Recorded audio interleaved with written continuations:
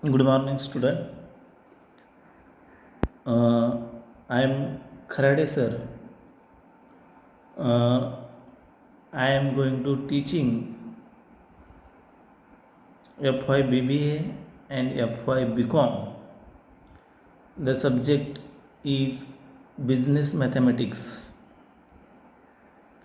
and our subject code is 105. In BBA, we are going to unit number 5, interest and annuity. On the same way, for BCom, we are going to unit first, and name of the unit is interest and annuity. Both class have same topic. So first we start with interest. What is mean by interest? How to calculate interest? For which things interest is depends on, that's things we are going to learn here. So interest means आपण त्याला मराठीमध्ये साध्या पद्धतीने आपण व्याज म्हणतो. व्याज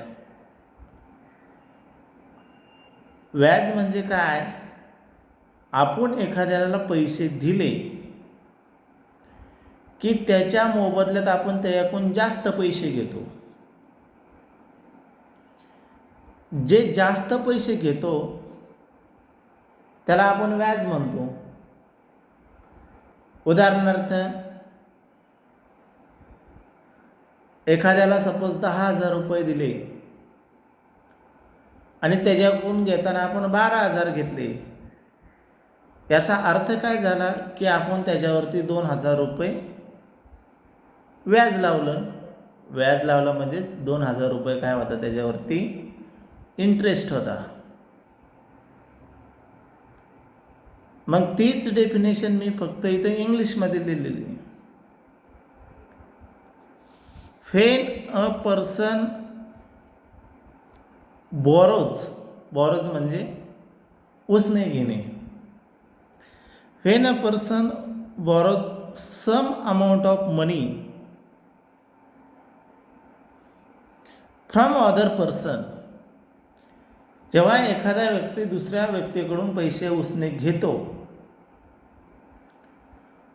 और काही वेळेस काय करतो आपण, व्यक्तीकडून न घेता बँकेतून घेतो, पतसंस्थेतून घेतो. म्हणजेच पर्सन और इन्स्टिट्यूशन, द बॉरोवर म्हणजे उसने घेणारा, the borrower has to pay some charge, त्याला काहीतरी किंमत वाढवून द्यावं लागते, some charge, to the lender. Lender म्हणजे ज्याच्याकडून घेतो त्याला लेंडर म्हणतात. जो घेतो त्याला काय म्हणायचं, बॉरोवर. जो ज्याच्याकडून घ्यायचं त्याला lender. For the use of the money, पैसे वापरल्याबद्दल आपण त्याला काय लावतो, चार्ज लावतो. This charge is called interest. मी जे काय सांगितलं तुम्हाला आत्ता मराठीमध्ये तेच इंग्लिशमध्ये. जेव्हा आपण एखाद्याला पैसे उसने देतो, त्या पैशाच्या बदल्यात आपण त्याला चार्ज लावतो. चार्ज म्हणजे आपण त्याला मराठीमध्ये दंड म्हणू. तो दंड म्हणजे काय झाला, तुमचा व्याज झाला. मग हा interest depends on two things. हा इंटरेस्ट दोन गोष्टीवरती अवलंबून असतो. दोन गोष्टी कोणत्या? तुम्ही पैसे किती दिवस घेणार आहेत बरं. एखाद्याला फक्त 2 महिन्याची गरज असेल तर तो 2 महिन्यासाठी उसने घेईल, 3 महिन्यासाठी उसने घेईल, एखादा 2 वर्षासाठी उसने घेईल, एखादा 3 वर्षासाठी उसने घेईल. म्हणजे हा interest depends on period for which money is borrow. म्हणजे किती वेळासाठी आपण पैसे उसने घेतो ह्याला ह्याच्यावरती एक इंटरेस्ट असतो. आणि दुसरी गोष्ट म्हणजे रेट ऑफ इंटरेस्ट, त्याला आपण दुसऱ्या भाषा म्हणतो व्याजदर. किती टक्के दराने दिलेले पैसे? 5% दराने, 5, 6%, 7%, 8%, 12% दराने. म्हणजे एखाद्या गोष्टीचा इंटरेस्ट व्याज किती होणार हे कशावरती डिपेंड आहे? तर तो किती काळासाठी पैसे उसने घेतो आणि तो किती टक्के दराने उसने घेतो ह्याच्यावरती तुमचा इंटरेस्ट डिपेंड्स असतो. मग खाली काही थिंग्स आहेत स्टार करून दिले बघा. The sum borrow is called the principal. आपण जे पैसे घेतो ना उसने त्याला प्रिन्सिपल म्हणतो.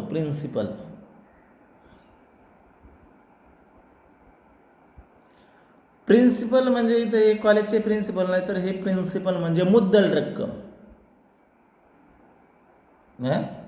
जे आपण उसने घेणार आहेत. सपोज एखाद्याकडून 10,000 रुपये घेतले तर 10,000 रुपये ही मुद्दल रक्कम, बरोबर. तसंच जर सम बॉरो म्हणजे पैसे उसने घेतले is called as a principal. उसने घेतलेल्या पैशाला काय म्हणतो आपण? मुद्दल रक्कम म्हणतो. The time for which borrowed is called the term बघा, टर्म शब्द आहे.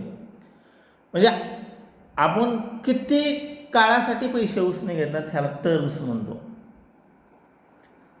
जर 6 महिन्यासाठी घेतले असेल तर टर्म 6 टर्म, 1 वर्षासाठी घेतले असेल तर 1 टर्म, 2 वर्षासाठी घेतले असेल तर 2 टर्म्स, 6 महिन्यासाठी घेतले असेल तर त्याला वर्षाच्या भाषेत कसं म्हणणार? Half term. टर्म नेहमी इयरमध्ये मोजली जाते पोरांनो, टर्म. पुढं तिसरं स्टार आहे बघा, the total some return by the borrower. म्हणजे बघा टोटल पैसे किती माघारी देणार आहेत कोण? उसने घेणारा. मग उसने घेणारा काय काय माघारी देणार? मुद्दल रक्कम माघारी देणार आणि त्या मुद्दल रक्कमवरती काय देणार? व्याज, बरोबर. द टोटल सम, टोटल म्हणजे बेरीज कोणाची? Return by the borrower. म्हणजे उसने घेणारा कोणते पैसे माघारी देणार? मुद्दल रक्कम माघारी देणार आणि त्याच्यावरचं व्याज माघारी देणार. म्हणजे बघा मी तिथं ब्रॅकेटमध्ये लिहिले principal plus interest is called as amount. Is called as amount, त्याला आपण काय म्हणतो? किंमत. Is called as amount. मग इंटरेस्टचे 2 प्रकार आहेत बघा. आपल्या डे टू डे लाईफमध्ये पण तुम्ही ऐकला असेल, there are 2 types of interest. One is simple interest आणि अदर इज कंपाऊंड इंटरेस्ट.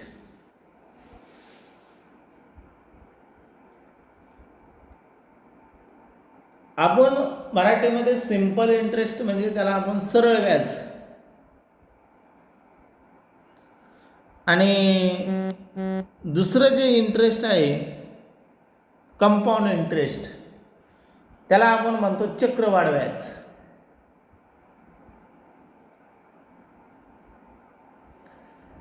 सरळ व्याज हे फक्त मुद्दलावर आकारलं जातं. म्हणजे सपोज एखाद्याने आपण 10,000 रुपये घेतले व्याजाने 10% दराने,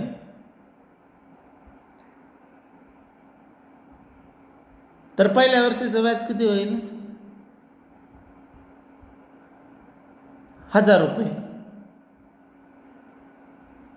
दुसऱ्या वर्षीचं परत 1000 रुपये, तिसऱ्या वर्षीचं परत 1000 रुपये आणि चौथ्या वर्षीचं परत 1000 रुपये. म्हणजे टोटल व्याज किती झालं 4 वर्षाचं 4000. मग त्याला किती पैसे वेळा माघारी द्यावे लागतील? 10,000 मुद्दल आणि व्याज 4000 म्हणजे 14,000 माघारी द्यावं लागतील. हे कुठं झालं? सरळ व्याजमध्ये.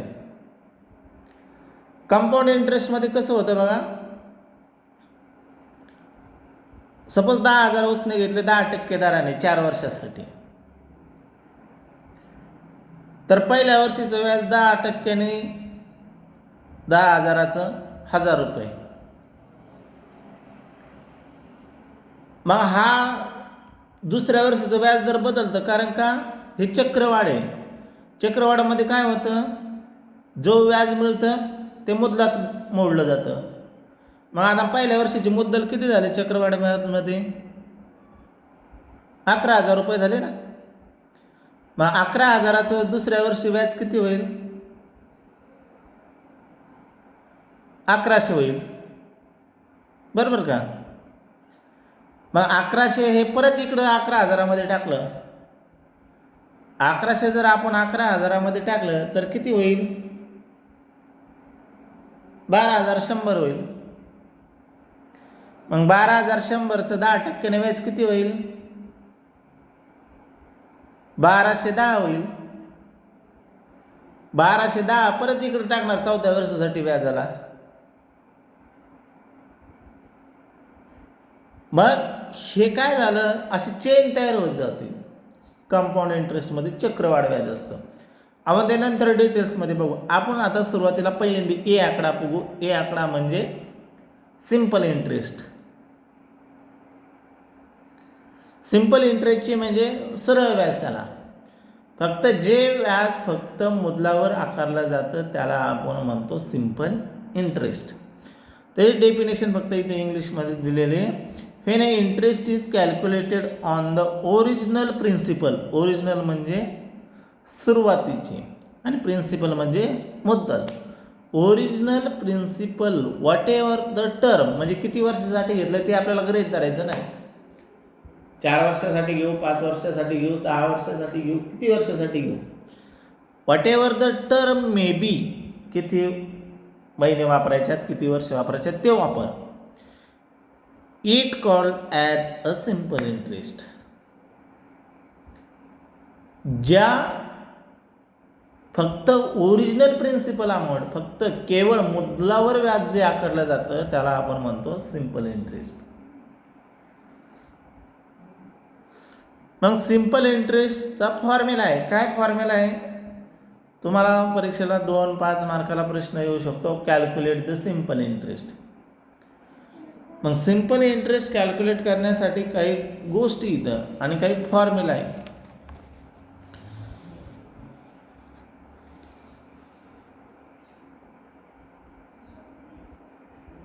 इफ बघा,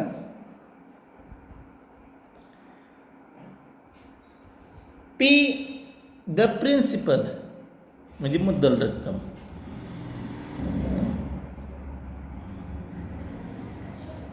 N small N A, N denote the terms in years. Term कसे पाहिजेत? इयर्समध्ये पाहिजे. किती वर्ष वापरणारे? 1 वर्ष वापरणारे, 2 वर्ष वापरणारे, 3 वर्ष, 4 वर्ष. R small R denote the rate of interest, म्हणजे त्याला आपण काय म्हणतो? व्याजदर. आणि व्याजदर कसा असला पाहिजे? Per annum. म्हणजे शॉर्टकटमध्ये त्याला बघा ब्रॅकेटमध्ये काय म्हणतात? PCPA. मराठीमध्ये आपण त्याला म्हणतो दर साल, दर शेकडा. आणि I denote the simple interest, then I is equal to काय? PRN किंवा PNR. तो एन आणि आर उलटा सुलटा लिहिलं तरी चालेल. PNR किंवा PRN भागिले 100.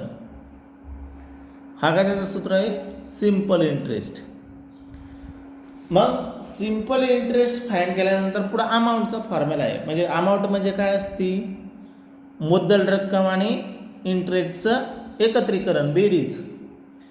If A is found by adding the principal, amount A is found by adding the principal. A is equal to काय formula, P plus I. P plus I means P plus I ची value टाकली वरची आपल्या फॉर्म्युल्यातली, PRN भागिले 100. काय होईल, हा P आणि इथलचा P कॉमन निघल, ब्रॅकेटच्या बाहेर P आणि ब्रॅकेटमध्ये काय राहील 1 प्लस RN भागिले 100, ब्रॅकेट क्लोज. ही कुणाचा फॉर्म्युला आहे, ही अमाऊंटचा आहे. अमाऊंट म्हणजे काय, व्याज आणि मुद्दल एकत्रीकरण, व्याज आणि मुद्दल एकत्रित. इथं फक्त व्याज आहे, इथं व्याज आणि मुद्दल एकत्रीकरण केलेलं आहे. ठीक आहे. आता ह्याच्यावरती खाली आपल्याला 2 रिमार्क आहेत. रिमार्क म्हणजे आपल्याला सूचना आहेत 2. काय सूचना आहेत, तुम्हाला ह्या टर्मच्या बाबतीत सूचना आहेत. टर्म तुम्हाला काय होतं, टर्म आपल्याला इथं बघा वरती हा एन, मी तुम्हाला म्हटलं ना, N denote the terms in year. हे आपल्याला इयरमध्ये दिलेलं पाहिजे. पण काही एक्झाम्पलमध्ये टर्म्स काय असते, मंथमध्ये किंवा डेजमध्ये असते. जर मंथमध्ये आणि डेजमध्ये असेल तर काय करायचं, ह्याच्यासाठी रिमार्क आहे. काय रिमार्क आहे, first, if terms given in the month then we divide it by 12. जर तुमची टर्म मंथमध्ये दिलेली असेल तर त्याला काय करायचं, 12 ने भागायचं.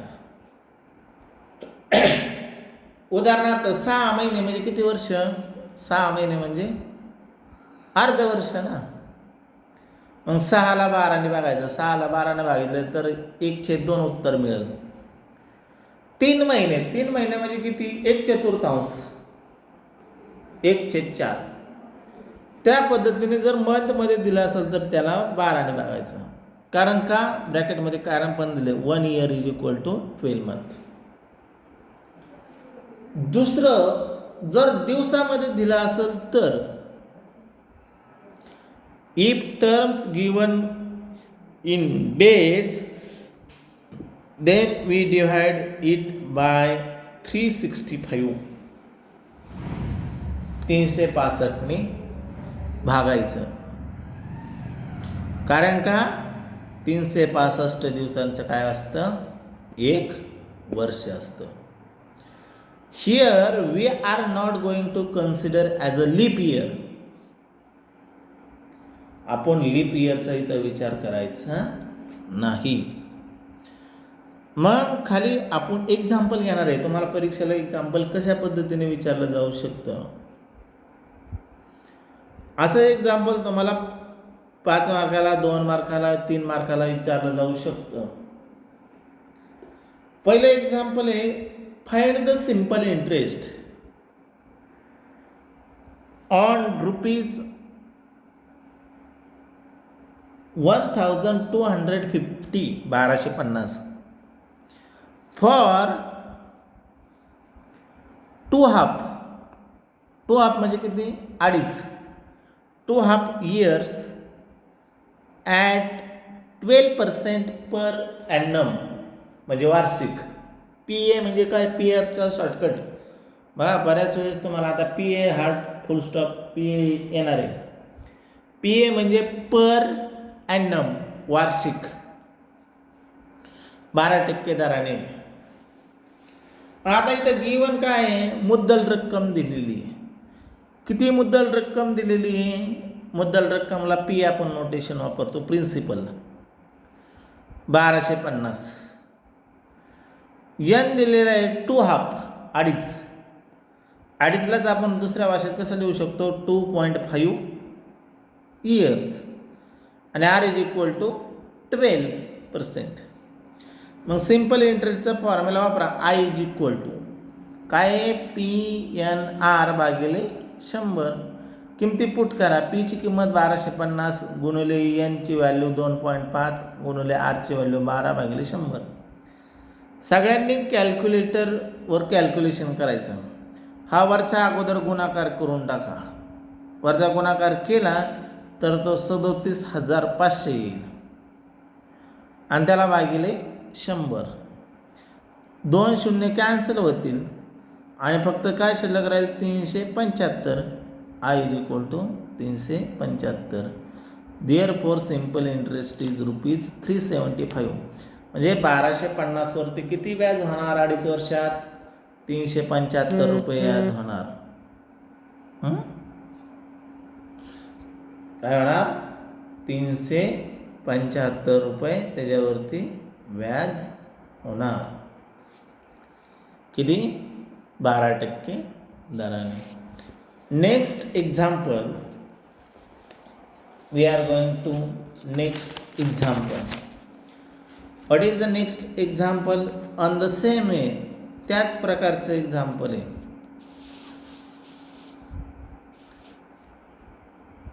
Find the simple interest. Find the simple interest म्हणजे सरळ व्याज काढा. On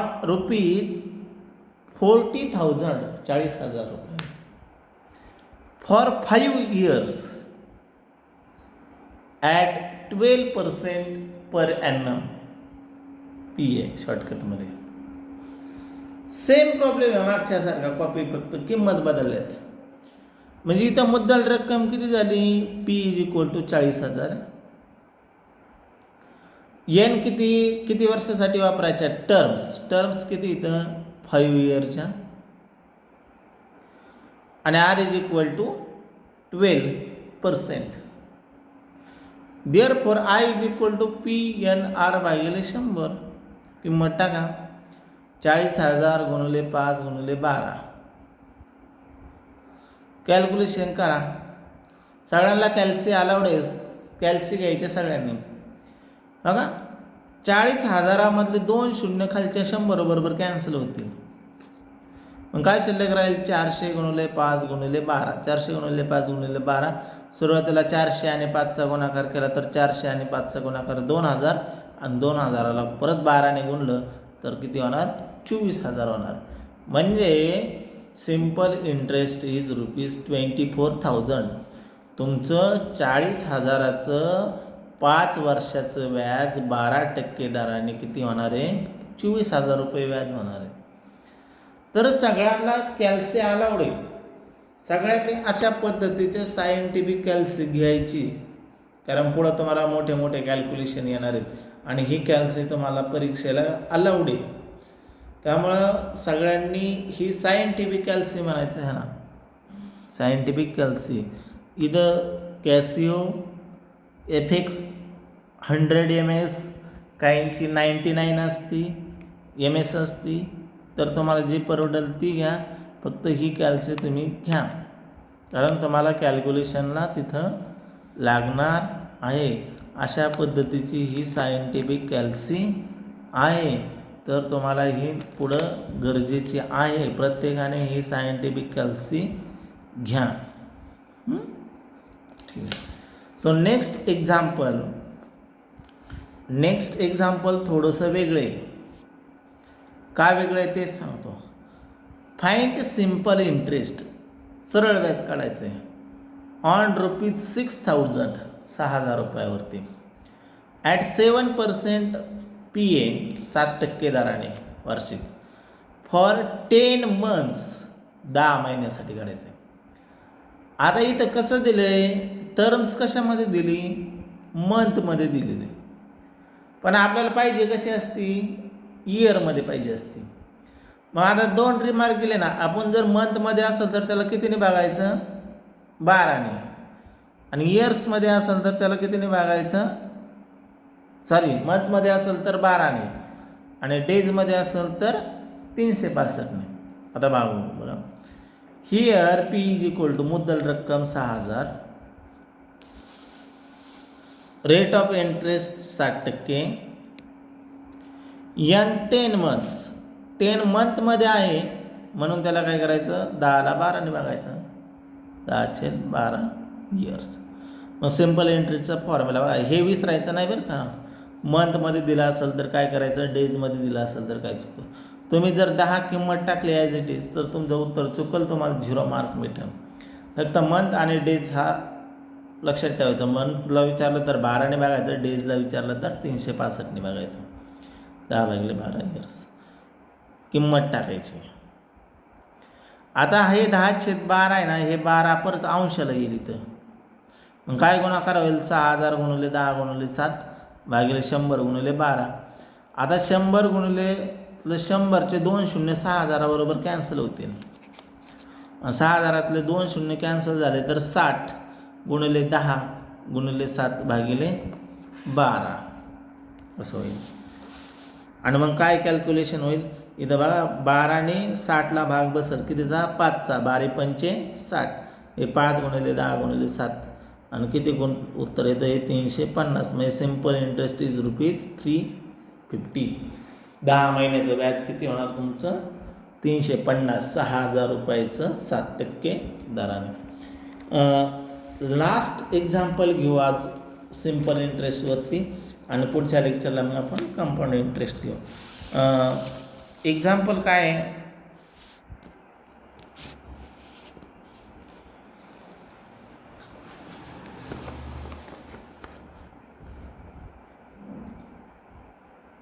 what sum of money will amount to ₹43,200 43,200 at 5% per annum simple interest for 4 years. For 4 years. आता प्रॉब्लेम नीट समजून घ्या, काय प्रॉब्लेम आहे. व्हॉट म्हणजे किती, सम ऑफ मनी किती रक्कम द्यायला पाहिजे. रक्कम द्यायला पाहिजे म्हणजे ती रक्कम देणारी काय असतं, आपली मुद्दल रक्कम असते. What sum of money will amount म्हणजे किती रक्कम द्यायला पाहिजे की ज्याचं व्याजासकट रक्कम किती यायला पाहिजे, 43,000. अमाऊंट म्हणजे रक्कम, लक्षात ठेवायचं. A what sum of money amount to 43,200 किती रक्कम द्यायला पाहिजे की ज्याचे 43,000 रुपये होतील, 43,200 रुपये होतील. म्हणजे मुद्दल विचारले आपल्याला इथं किती, ॲट 5%, 5% दराने, at PA per for 4 years question mark. Here A is equal to 43,200, R is equal to 5 आणि N is equal to 4 years. मग इथं इंटरेस्टचा फॉर्म्युला वापरून फायदा नाही, आपल्याला अमाऊंटचा फॉर्म्युला वापरावा लागेल एचा. आणि एचा फॉर्म्युला काय आहे, A is equal to P into ब्रॅकेटमध्ये 1 + RN भागिले 100. किंमत पुट करायच्यात. अमाऊंटची किंमत 43,200 टाकली. पी आपल्याला फाईंड करायचा आहे म्हणून आहे तसाच ठेवला. ब्रॅकेटमध्ये 1 + 5 गुणिले 4 भागिले 100. मुलं याला डायरेक्ट कसं लिहितात माहिती आहे का, मुलं परीक्षेत 5 चोक 20, 20 अधिक 1 21, 21 भागिले 100 करतात. तर ते तसं नाही, हे प्लस आणि हे वेगळं आहे, इकडचं हे इकडं आहे. हा 1 हा 1 सेपरेट आहे आणि हा भागाकार सेपरेट इथं. मग आधी काय होणार, 1 + या दोघांचा गुणाकार 5 चोक 20 भागिले 100 आणि 5 चोक 20 भागिले 100, 20 भागिले 100ला सोपं रूप देता येईल. कितीने सोपं रूप जाता येईल, 20 × 20 आणि 20 × 5 = 100. म्हणजे किती होणार, 1/5. P is equal to 1 + 1/5. 1 + 1/5 दीर्घच गुणाकार करायचा. इथं काय होईल, क्रॉस मल्टिप्लिकेशन, 5 × 1 = 5, 5 अधिक 1 6, 6 भागिले 5, 6 भागिले 5. ही कोणाची किंमत आहे, 43,200 बरोबर P × 6 बरोबर. मग ह्या Pची किंमत काय होईल, हा 5 इकडं भागाकार आहे म्हणजे इकडं काय येणार 43,200 बरोबर गुणाकार आणि हा 6 इथं काय आहे अंशाला आहे म्हणजे इकडं काय येणार छेदाला. इथं छेदाला असेल तर इकडं आलं की अंशाला आणि इकडं अंशाला असलं तर इकडं आलं तर छेदाला. मग हा गुणाकार केला तर हे गुणाकार अगोदर ह्या दोघांचा गुणाकार त्याला 6ने भागितलं तर उत्तर येतं तुमचं 36,000. Therefore ₹36,000 will be amount for 43,200 in 4 years. म्हणजे जर तुम्हाला 4 वर्षांनी 43,200 रुपये रक्कम पाहिजे असेल तर तुम्हाला 36,000 रुपये त्याला व्याजाने द्यावे लागतील. त्यावेळेस 4 वर्षाचे 43,200 होतील 7% दराने. किती 7च ना 5% दराने 5% दराने. अशा पद्धतीचं हे सिम्पल इंटरेस्ट आहे आणि एकदम सोपं आहे. 2च फॉर्म्युले आहेत सिम्पल इंटरेस्टमध्ये.